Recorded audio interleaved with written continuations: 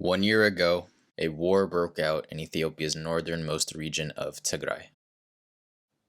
Months prior to the outbreak of conflict, tensions had been rising between the regional government of Tigray, led by the Tigray People's Liberation Front or TPLF, and the federal government of Ethiopia, led by Prime Minister Abiy Ahmed's Prosperity Party. The TPLF was once the ruling party of all of Ethiopia. They formed in the 1970s to overthrow the tyrannical government of Mengistu Haile Mariam, and in 1991, at the head of a coalition of rebel groups, captured the capital city of Ethiopia, Addis Ababa. The TPLF would then go on to form a governing coalition with those other rebel groups, excluding Eritrea, who would later become independent soon after. I'll come back to that. They formed the Ethiopian People's Revolutionary Democratic Front, or EPRDF, which would go on to govern the country for the next 27 years.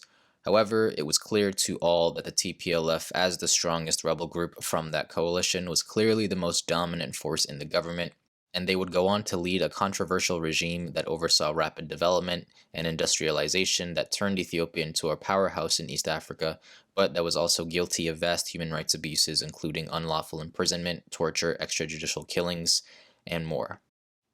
Following the death of the longtime Prime Minister Meles Zenawi in 2012, a former rebel leader of the TPLF whose strong grip on power kept the country's ethnic tensions under control, the TPLF's slow decline began. The EPRDF appointed a successor in Prime Minister Haile Mariam Desalegn from the Walaita ethnic group.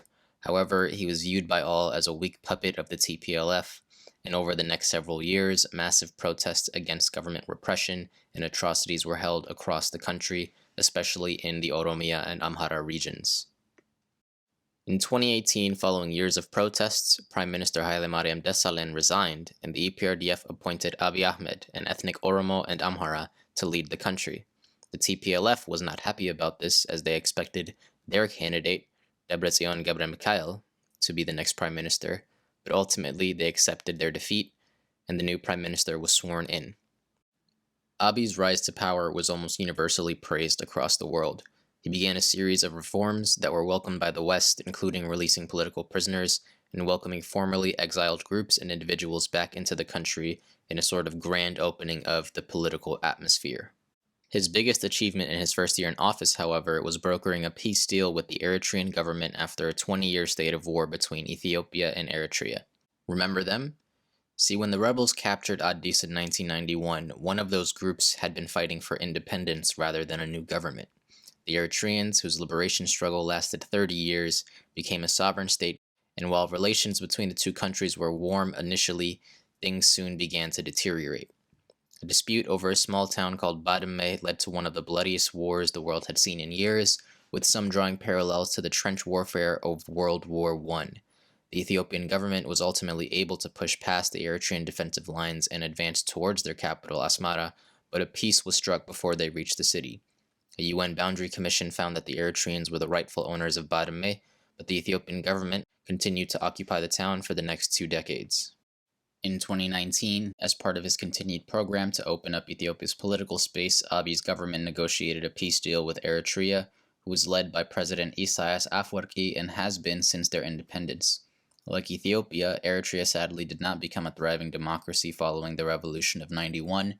Instead, the rebel leader of the EPLF became the first and only president of Eritrea and turned the once promising nation into an authoritarian nightmare that's so brutal it's been dubbed Africa's North Korea. Isaias used the border war and the possibility of another full-scale conflict as justification for his crackdown on the population.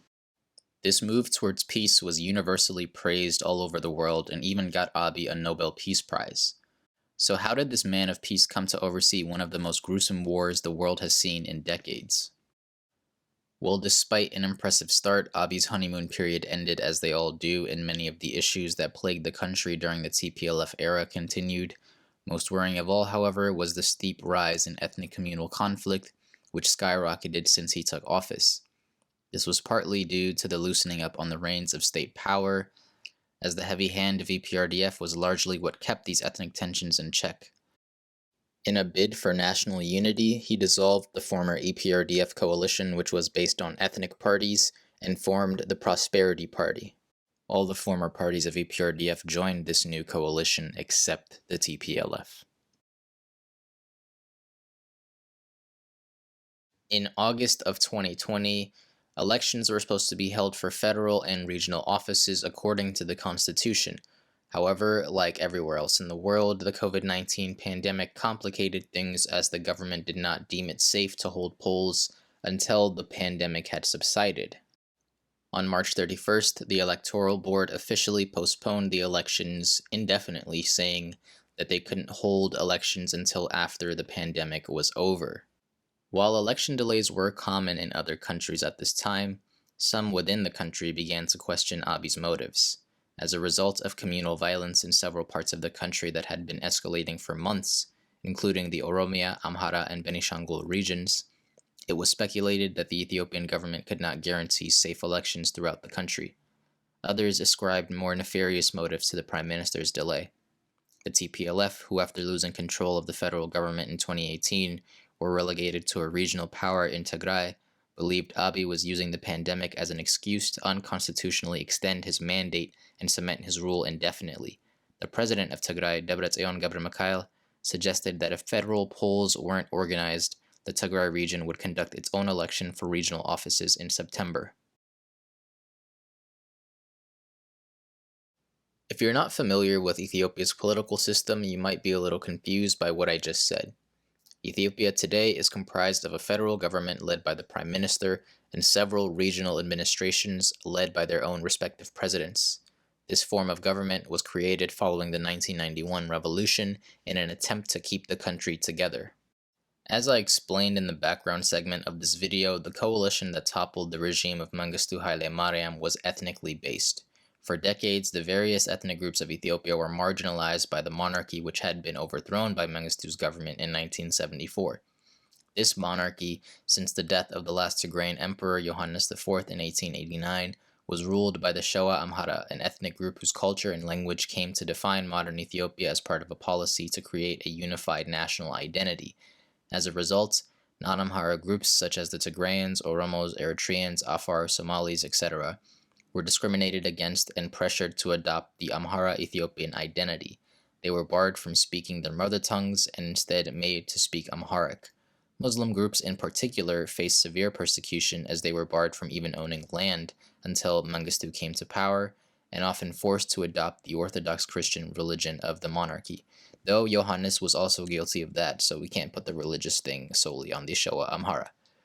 This discrimination is what led the various liberation fronts to take up arms in the 1960s and 70s, especially the Eritreans, who were particularly alienated as they had been annexed following the collapse of Italy's colonial empire in the 1940s.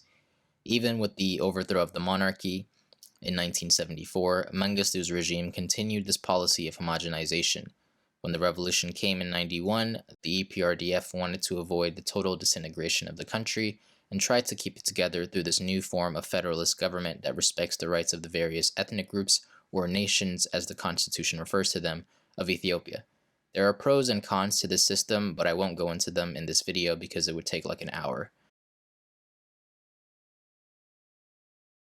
Following the declaration by the Tigrayan government that they might press ahead with regional elections in spite of the federal postponement, in May of 2020, Prime Minister Abiy issued a statement that the TPLF would view as a threat of war.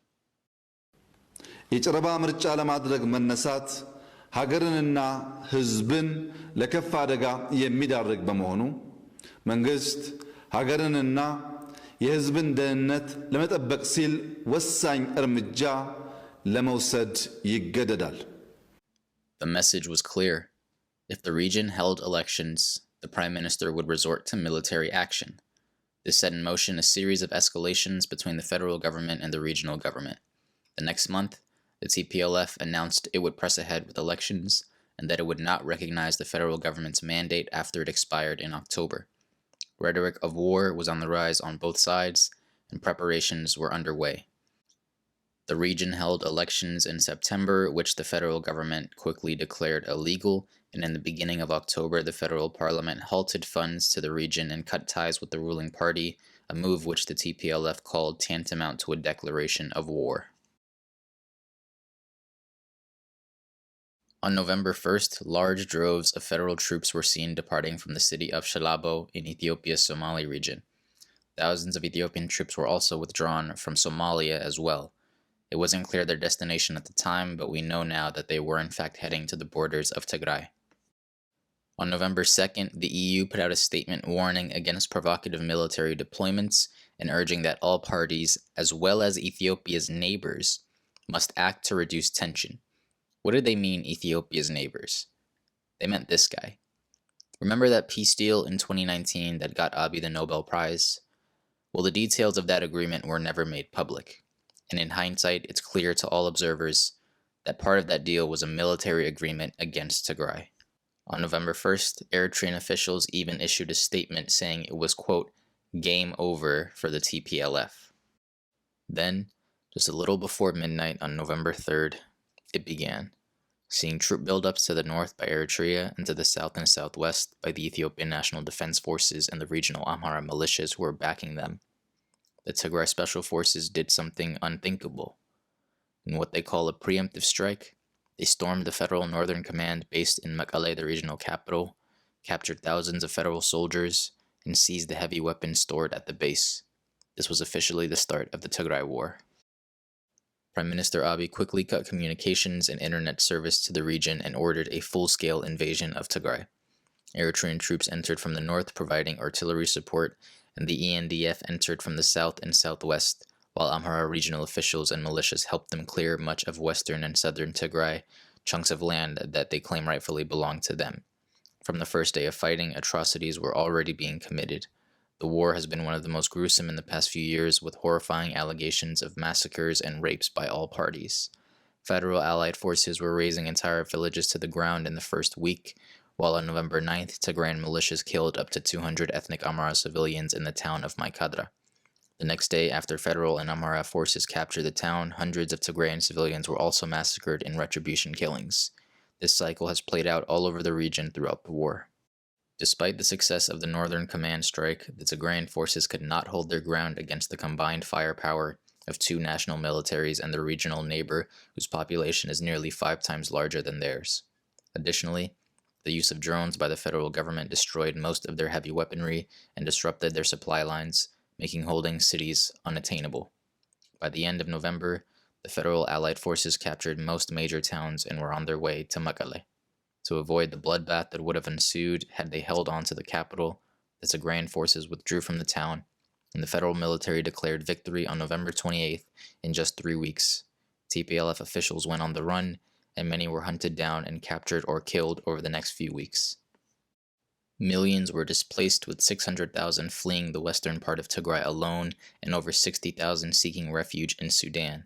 The scope of the atrocities being committed on the civilian population were hidden at the time due to a media blackout imposed by the federal government, but international human rights groups, including the UN, have found that systematic rape was used as a weapon of war against Tigrayans and that the occupying federal allied troops were massacring civilians all over the region, especially Eritrean forces.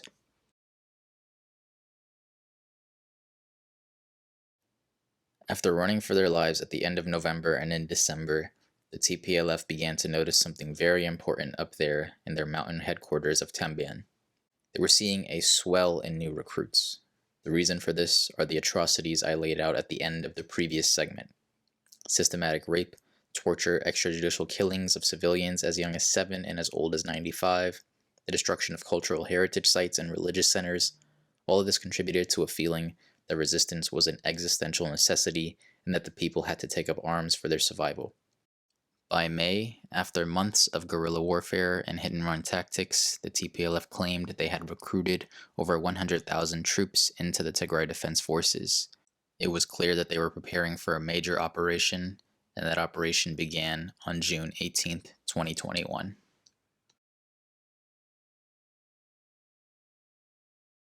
In a 10-day offensive that completely decimated the federal army occupying Tigray, the TDF did what no one thought was possible.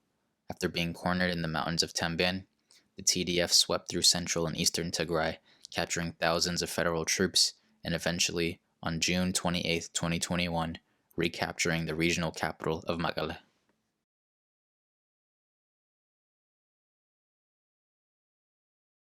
Unfortunately, the liberation of the capital did not mark the end of the conflict, but rather a new phase of it.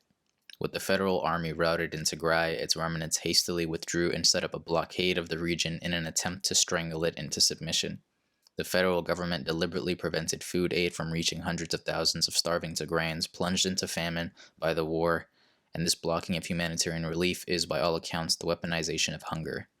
This led the Tigray forces to expanding the conflict out of their region in an effort to break the siege, and since the new offensive in July, they've swept down the A2 highway and even joined forces with another rebel group called the Oromo Liberation Army. Today, on the one-year anniversary of the beginning of the conflict, this rebel coalition is advancing towards the Ethiopian capital, similarly to how they did 30 years ago when they toppled the Mengistu regime. Whether they'll be successful or not is unclear, but the sad reality is either way, the fighting will likely continue for months, if not years to come. In my view, the end of the Tigray War marks the beginning of the Ethiopian Wars of Disintegration.